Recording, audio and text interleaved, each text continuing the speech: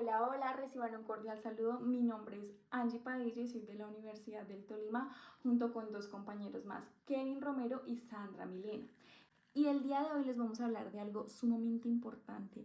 Tú que estás en tu casa, cuando estás hablando con tu familia, cuando estás hablando con tu novio o tu pareja, cuando estás hablando con tus amigos, cuando estás realizando un discurso, cuando estás escribiendo algo para el trabajo, en todo momento estás realizando esta situación sin saber que tiene un significado y que tiene una importancia relevante para nosotros, ¿cierto? Y el día de hoy precisamente vamos a hablar sobre eso. Se llama situación de enunciación. Iniciemos por cuál es ese origen, de dónde nace, quién es el que cultiva esa situación de enunciación. Bueno, resulta que la idea nace de la lingüística de la enunciación y fue desarrollada por primera vez por Emily Benveniste en esos años de 1960 a 1970. Resulta que Benveniste fue quien distinguió por primera vez la diferencia entre enunciado y entre enunciación. El enunciado es lo que se dice, ¿sí? El enunciado es ese producto final, son esas palabras que quedan dichas o escritas como tal y es como esa huella de ese resultado del acto de hablar, esas palabras, ¿cierto? Eso que se dice. Y la enunciación es algo un poco más diferente, es el acto mismo de producir el enunciado, es el momento en el que alguien, es decir, un sujeto, yo sujeto, es el momento en el que el sujeto pone su voz en juego, decide cómo hablar, cuándo hablar, dónde hablar, con qué intención, con qué tono, desde qué lugar, ¿cierto? Es ese sujeto que pone su voz para producir un enunciado. Ahora bien, ¿ustedes creen que Benveniste se quedó con esta situación de enunciación, que nos surgió, que de pronto nos sacó más conocimientos, nuevos temas? ¿No creen que pudo haber llegado otra persona a ayudarle a reforzar esos temas, a crear otras teorías sobre la situación de enunciación? Pues sí, señores, llega nuestro amigo Dominic Menguenau precisamente a retomar esas bases porque no las elimina, las retoma, pero él busca ampliar esos conceptos más hacia al lado del análisis del discurso, combinándole lo que es la pragmática, la semántica, la semiótica y pues la sociología del lenguaje. ¿Cierto? Menguenau nos dice que la enunciación no se puede ver solo como un acto individual, como lo quería hacer Benveniste o como lo quería hacer la lingüística clásica, sino más bien como una práctica social, ¿cierto? De ahí es donde, de esa práctica social es donde surge nuestra propia situación de enunciación, que pues ya no es un momento de habla como tal, como yo les decía, para ustedes es un momento de habla normal, ya no es un momento de habla, sino que se convierte en una escena compleja donde el discurso se produce y se circula, ¿cierto? Vamos a ver. Ahora sí vamos con el concepto como tal. Resulta que la situación de enunciación se refiere al conjunto de elementos que rodean la producción de un enunciado, incluyendo pues el emisor, o sea, quién lo dice, a quién se lo dice, qué se dice, el contexto en el que se dice, cuándo se dice, el tiempo, etc. Y a eso le llaman emisor, receptor, mensaje, canal, código. Más adelante un compañero de nosotros lo va a explicar. Pero entonces lo vamos a hacer de forma más sencilla, ¿cierto? Para nosotros entenderlo de una forma mucho más fácil. Bueno, vamos a ponernos a imaginar lo siguiente. Cada vez que alguien habla, cada vez que alguien escribe un poema, cada vez que alguien da un discurso, cuenta algo, una historia, un suceso, lo que le pasó, no solo se dicen palabras como nosotros creemos, ¿cierto? No solamente estás emitiendo un mensaje, no solo estás diciendo palabras por decir, también se crea una escena importante, ¿cierto? Es como un pequeño teatro donde hay un personaje importante de quién habla, a quién le habla, con qué tono, cómo le habla, desde dónde le habla, la intención al hablarle a esa persona o a dirigir o a emitir ese mensaje, con qué autoridad. Detrás de unas simples palabras, detrás de esto que yo estoy diciendo, hay una situación de enunciación, ¿cierto? Detrás de la charla de esos amigos, detrás de la charla de esa pareja, hay una situación de enunciación que contiene varios elementos, como lo son el emisor, a quién le habla, con cuándo habla, cómo habla, ¿cierto? Todas esas características que tal vez nosotros no tenemos en cuenta a la hora de comunicarnos, pero existen. La situación de enunciación es el momento y el contexto en que se produce un acto de comunicación. Es decir, cuando alguien dice o escribe algo a alguien. En otras palabras, es la circunstancia en la que un emisor transmite un mensaje a un receptor con una intención comunicativa específica. El proceso de enunciación maneja unas características que son las siguientes. Emisor es quien produce y envía el mensaje, es aquella persona que inicia la conversación, puede hablar, escribir o también usar gestos para expresarse. El receptor es quien recibe el mensaje del emisor, escucha, lee, interpreta lo que se está comunicando, da sentido al mensaje recibido. Mensaje es la información que se transmite. Puede ser una idea, un sentimiento o una orden. Es el contenido principal de la comunicación. El canal es el medio por el que viaja el mensaje. Puede ser la voz, una carta, una llamada o internet. Permite que el emisor y el receptor se puedan conectar. El contexto son las condiciones que rodean la comunicación. Incluyen lugar, el momento y la situación. Ayuda a comprender mejor el significado del mensaje. El código es el conjunto de signos que se usan para poder comunicarse. Pueden ser un idioma, puede ser símbolos, gestos o también imágenes. Ambos deben conocer para así, de esa manera, poder entenderse.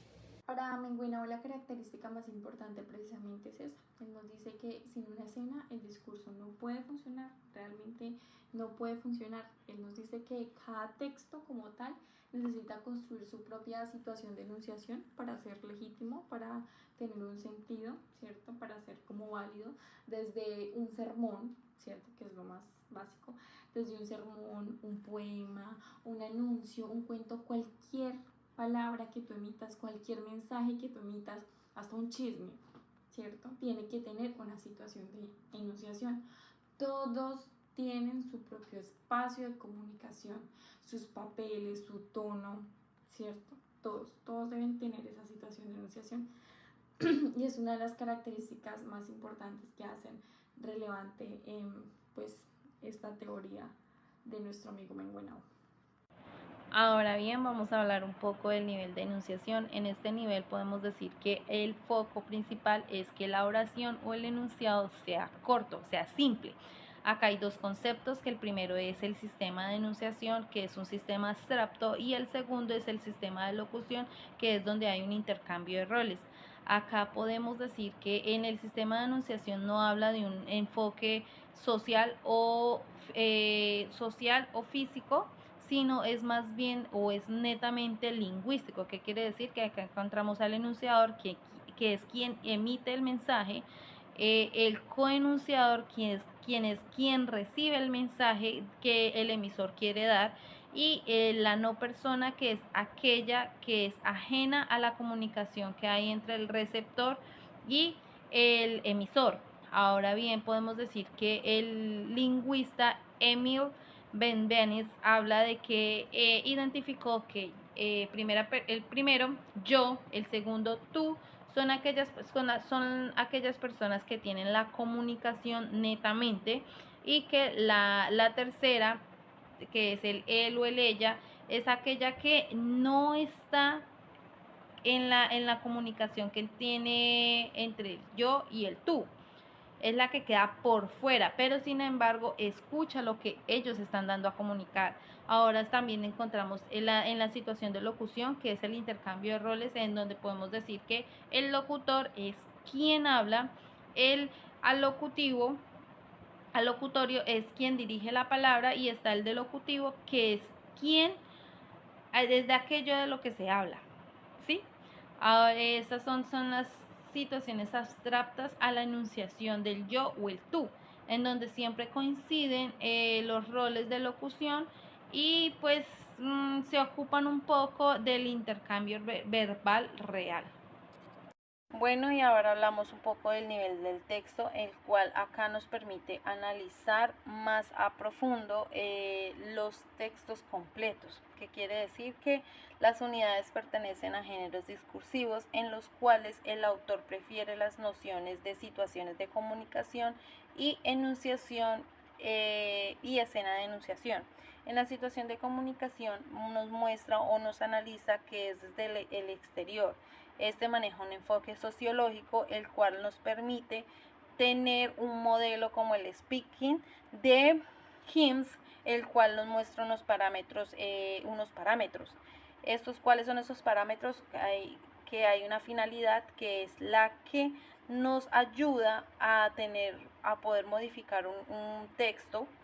Está las circunstancias apropiadas, está los estatus de los participantes, que es quien tiene el derecho de poder hablar. Está la intercepción temporal, que es el tiempo en el que el texto quiere relacionarse. Está el medio, que es el texto inseparable de su soporte material, como por ejemplo está un escrito, un oral, de manera digital, entre otros. Acá también podemos encontrar el plan del texto, que es el que nos ayuda a enfocarnos o a organizar de una manera interna los componentes de una monografía o de una receta. Ahora bien, conocemos también la escena de enunciación, que es el marco puesto en escena. ¿Qué quiere decir?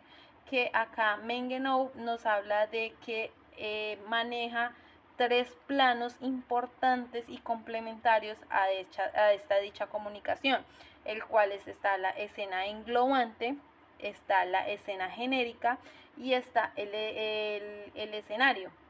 La escena englobante es la que corresponde el tipo de discurso, ya sea un discurso político, ya sea un discurso religioso, ya sea un discurso publicitario.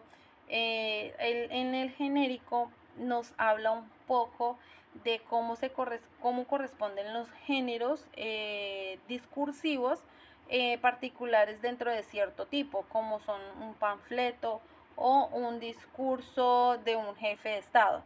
Ahora bien, la escenografía es la parte esencial, la parte fundamental, que nos muestra el texto al momento de construirse, ya sea y que lo interprete de manera alocutorio, de la manera que el alocutorio se relacione directamente. Y por último, mi compañero Kevin les va a hablar un poco sobre el sujeto histórico y determinado, el análisis del discurso, pero ya desde otra mirada, no siempre desde Dominic Menguenau. ¿Listo?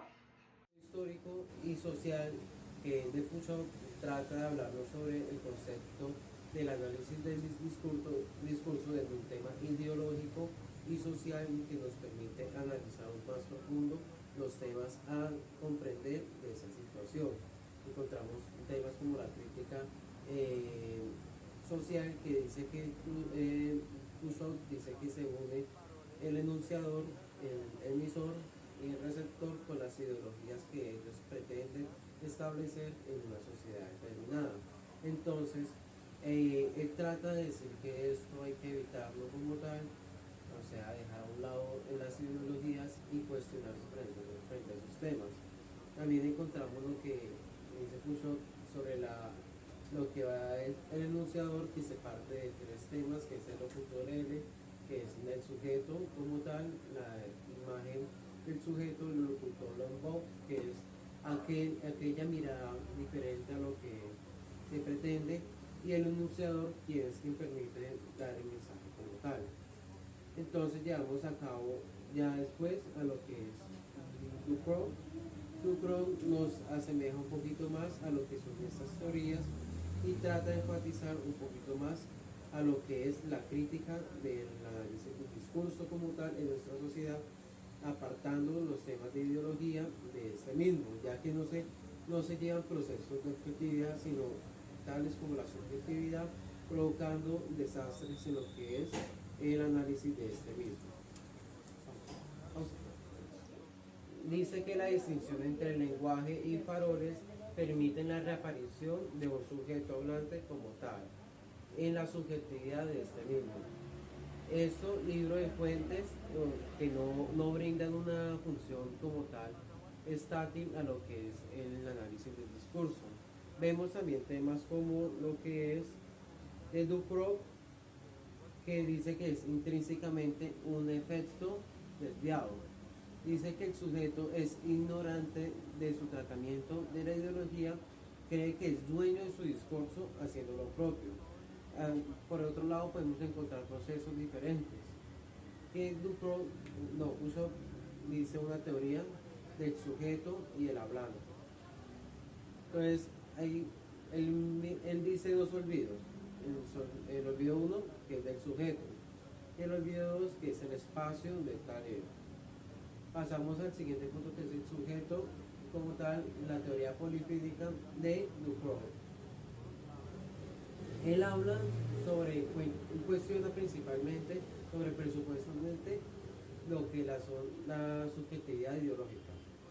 Vemos la segregación del sujeto, que propone diferentes sistemas establecidos en el análisis del discurso. Esto fortalece todos esos temas. Dice que el sujeto desagrega lo que el locutor cede como tal, que es el personaje ficticio que crea.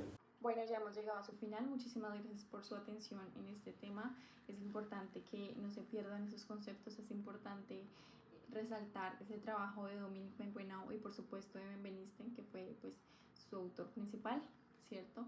Que no se queden en el olvido, que estos conceptos no solamente lo sepan los de licenciatura en literatura, sino que tú como persona que estás en tu casa puedas entender que una situación de enunciación es importante, que hace parte de nuestro diario vivir y que tiene un concepto y una importancia determinante en todo nuestro proceso.